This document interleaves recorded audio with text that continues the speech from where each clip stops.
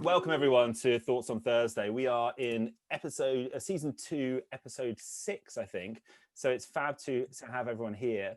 We're going to have another session on careers. So I'm really excited that we managed to persuade David and Javier to join us, because these are two guys I've respected for a long time. Both of them I've known in the hotel space. Javier heading up One Fine Stay, which is bought by Accor. David in his time leading brands at IHG. And both of them have gone on to really successful careers. So without further ado, I will hand over to David and then Javier to really take us through for a few minutes. What's been their journey? How do they think about transferable skills? And as hiring managers and leaders of big teams over the years, what's their advice to the younger generation really thinking about what we've all got in store? So I still have many friends in the industry, and I think a few are on this call. And I'll be reaching out to you because I think a few of you will be better placed to comment on some of this stuff than me. So please do jump in. Because what I will have to say here will be, by definition, it's going to be highly subjective, right? And there's a whole load of areas of hospitality that I didn't even touch. So these comments are very much my perspective, right? But just to give you a very, very quick rattle through my background and journey, I didn't actually start in hospitality. I was actually an engineer. And I was on British Airways Engineering's undergrad sponsorship program. I then joined the airline's graduate scheme and ended up in the brand team. They were the good-looking bunch, working on the master brand strategy, alliances, putting together One World, and service proposition. So from start to finish, I actually had 11 years at BA before I entered hotels. The hotel industry seemed to me an obvious adjacent industry to get into.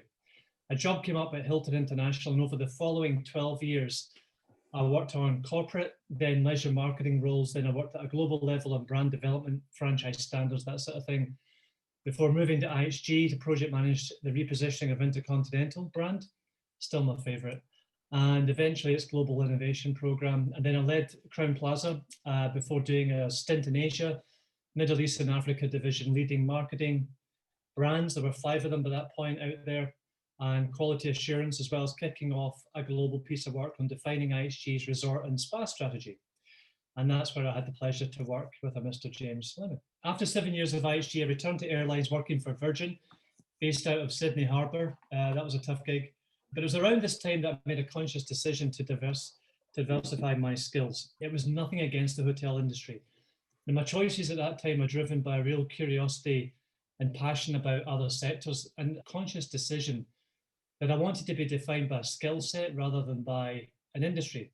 So I was at that point where I think many of you will be at now, and I'll try and give you my perspective. But I was also very clear with myself about where my gaps were. And therefore I was determined to ensure that whatever role I went for, whatever sector I went for, it wouldn't be the same old, and I was going to try and fill in a gap in my learning, give me that piece of Lego I was missing, whether that was digital, ancillary revenues, revenue management, whatever it may be. So then I moved back to the UK, became global CMO for Fitness First. And at that time, I was also lucky enough to be a board director for an international preschool education business. I set up my own consultancy. And my biggest client I worked with was O2 on their customer strategy before I joined the cinema group, Odeon Cinemas Group, which is the largest across Europe, as chief commercial officer. So it is possible. I'm here to give you some light at the end of the tunnel. It is possible. And also I want to add a bit of further encouragement. My current CEO used to lead finance when I worked with him at Hilton. And my CEO at Fitness First was previously the CEO of IHG. And also until recently, I had a very talented PMO in my team running all my strategic projects. And he used to be a sous chef at the Savoy. Okay. So it is absolutely possible to get across into other sectors. And as I've done this, I've been very encouraged by, one, how much I was able to reach back into what I'd learned in hospitality and apply it in a new sector with relative ease. And two, how much my hospitality exposure was needed and appreciated elsewhere. And I want this message to come out loud and clear today. I remember being in a very early team meeting at Virgin, the airline, and the chief customer officer was grappling with a real customer issue. He turned to me and asked, how would a hotel business tackle this? So I was seen from coming from an industry that cracked a lot of things that other industries were just starting to get their heads around. So I want this to be really clear. Hospitality, in my experience, was not seen as a poor cousin to proper service industries. It was seen as the service industry. But James asked me to talk about what does that look like in terms of transferable skills. And this is the second part of my little speech here. What I want to do is actually do this by taking a look at the hospitality sector from where I see it from my perspective now, because I think this is the critical thing. There are many similarities with other industries, and it's by harnessing, in fact, exploiting those similarities that I think I've done that's allowed me to manage to secure roles outside of it. And I want to run through some of the commercial and operational challenges that you face or have faced into every day. And I want to consider both the historic strengths of hospitality pre-pandemic, back to those glory days of 2019, right? Let's just say today's ever-evolving, ever-changing world. I think a lot of this stuff is even more valuable to businesses right now. And I want to break that down for you. Hospitality at its core is the business of filling an empty space with memorable, differentiated and desired experiences that customers are willing to pay for, and hopefully at a premium. Now, if you frame it like that, it's no different to so many other businesses. Defining and putting together customer experiences across multi-touch point journeys, seamlessly weaving product and service together and working across operations, IT, HR, marketing, digital, to bring it all to life. And from my personal experience, hotel businesses lead the way in this stuff. And the EQ, that kind of emotional intelligence that goes into your training and service standards and the provision of that experience, I think is second to none. And don't forget that. It's a real selling point. And now today, everyone's grappling with the critical importance of operationalizing and communicating safety and hygiene standards, having to rethink the entire service proposition. Really important. Everyone is gasping for leadership in that space. At Odeon, we've seen a dramatic rise in online bookings since before the pandemic. And the race for customer-centric platforms, customer data, genuine insight has become more paramount than ever before. So now today, having these skills will be invaluable. And things like trust, reassurance, capability, authority, know-how, I truly believe are going to become real drivers of consumer choice, your brand, and it will be more important than ever. 2 pieces of advice if you're thinking on planning a move. Be clear on your proposition for the business that you're approaching. And know that that isn't static, because it can't be. As a hirer of talent, this is what I look for. I look for people that are smart at managing people. And I can't underestimate how important that is. 2, people who are self-sufficient, comfortable with bringing their point of view to a democracy. And the last thing, in closing, people who are obsessed with turning their specialism into a business benefit. I've always been more concerned with outcomes than outputs. Busy people do a good job of showing you a lot of output, but successful people, in my experience, are the ones that can translate that into what impact it had. That's me finished. Perfect. James. David, fantastic. That's great. I can see people literally rewriting their CVs as we go. Like, yep, this is how I'm going to talk about what I do now. That's fantastic. Great. Thank you. Javier, over to you. Get your perspective on things. Look, I think that, and David, you've just literally said it all. So I think it's, I'm going to give you a different perspective just quickly on who I am.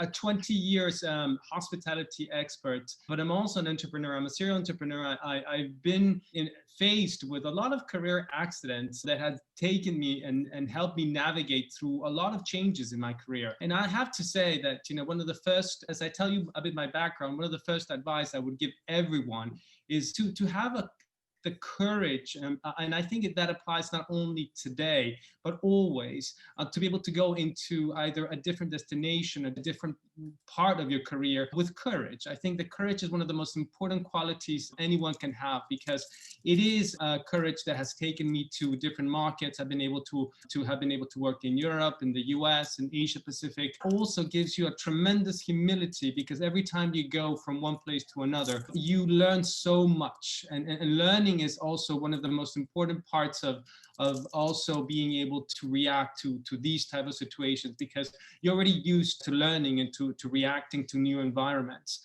So I've been able to do that throughout hospitality, and I actually believe that in fact there's many like me that have been able to do that, because hospitality with a global footprint of customers and supply enables us to be able to do that. Building in your career is extremely important. And what do I mean by building? Taking projects and taking things that are outside of your comfort zone. I did that at the early stage of my career. I worked 12 years at Star Hotels, from branding to field operations to digital to growth to expansion, you name it. I was lucky enough to be able to be working with a company that wanted to grow, that appreciated people, that wanted to learn every 2 years. And the hospitality industry is beautiful because it is, in my mind, a fantastic field for entrepreneurships, because you just go and you just do it. And then the ability to be able to correct yourself as you deploy things is probably the most important part of the learning process, because you run something and you correct yourself. The next day it gets better. And then after that, you master the skill. At an early age in my career, I got the opportunity to redo a brand. It was a bit of a old, dilapidated brand, and we had to completely redesign the entire operations. And in doing that, the operations, the branding, everything, it was a brand that had to be redone, and the company was clear that they wanted to build value by making sure that they were at the standards with the other American brands. It was where I realized that hospitality is probably one of the most complex businesses out there. Where like David said, you've got all these functions, 42 functions, because when I was doing mergers, I ended up counting all the functions that you end up doing over 42 different functions that have to really work together to be able to get it right. I believe that consumers want an experience, and I believe that consumers need a frictionless, fluid experience that matches your physical and your digital, and you're able to go through it in a way that makes people actually smile. Then you're talking about a completely different world, a world where hospitality, the human side of hospitality, is transferable almost to any single company.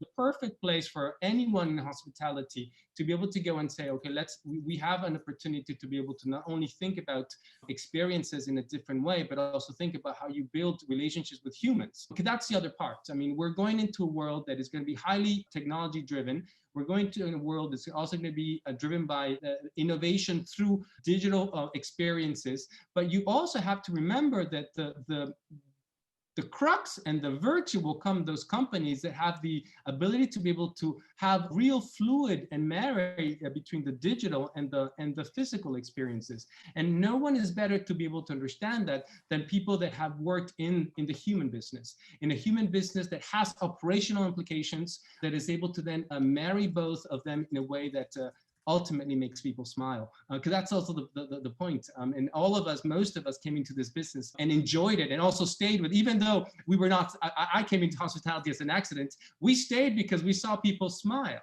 and we stayed in it because we had this connection with people by the things that we were doing, and that's something that I think most companies desire. And when you go out and you look for someone to hire, you want someone that is going to help you bring that smile to your customers. Perfect. No, it sounds great. Thanks, Javier. I mean, guys, you're both so infectious with energy. I think it's impossible not to enjoy that. And it reminds me, actually, one of the reasons we set this up back in March is because chatting to industry leaders, I was really conscious that people who had been through the ups and downs of previous hotel cycles, we know we get hit every recession, that you do retain an optimism if you've been through it before. And I guess, if I'm honest with you, without sapping that optimism, it is still really hard to be younger in the industry right now. And Katrina, I'm going to call on you because you got a great question there about kind of other industries that you think could be interesting right now. Okay, so are there any industries that you can think of that may be succeeding during this time that you think hospitality professionals should look into as potential industries to work in? Retailers are actually, some are doing terribly. The high street is in dire trouble, but anybody who has a sophisticated delivery mechanic is doing exceptionally well. And anybody involved in that ecosystem is doing exceptionally well, whether it's Just Eat or Uber Eats and all the Deliveroo and all those elements are doing extraordinarily well. And that's and seeing that innovation at a local level for bigger businesses, how they've transformed that part of their businesses, has been extraordinary. Obviously, digital businesses where the proposition is in a digital environment, streaming services. I've got friends in Twitter, I've got friends in Spotify. They're doing well. They're now building their kind of consumption. The home nesting element of that has been obviously very prevalent through lockdown, and it seems to be getting retained as people come out of that. So any business that has that component, I think, have done very well indeed. But firstly, a huge thank you to David and Javier. I think that's been one of the most dynamic and optimistic sessions in terms of where we go next as people in this industry and as an industry. Kind of my key takeaways are hospitality people we just have so much to offer, having run a human business that have got all these strengths that you've both outlined. We do need to stay optimistic. We do need to think about our fit and our values and turn up with a confidence that we can have a good impact on someone else's business. And I think we're probably sitting here thinking, well, it's easy for David and Javier to have that confidence and optimism, but we need to develop the tools and skills that we can then turn up with that confidence too. So again, goes without saying, if you're listening to this and feeling like you'd benefit from support, connection, development from leaders like David and Javier and others on this call and many others in our community, please do go ahead and join the GrowthWorks network. This is what we're all about, just giving people a chance to practice skills, talk about skills, and think about where next with their careers in this industry. So, go to LinkedIn or to our website, thegrowthworks.com/mentorship. It's entirely free, and we'd love to have as many of you in there as possible. So that wraps up another Thoughts on Thursday. Thank you both so much. It's been fab to reconnect with both of you, and I've loved all the discussions on here. It's been great. Hopefully see as many of you as possible next week. And thanks again. Thanks, everyone. Thank you very much. Cheers. Thank you, everyone. Thank you, David. Thank you.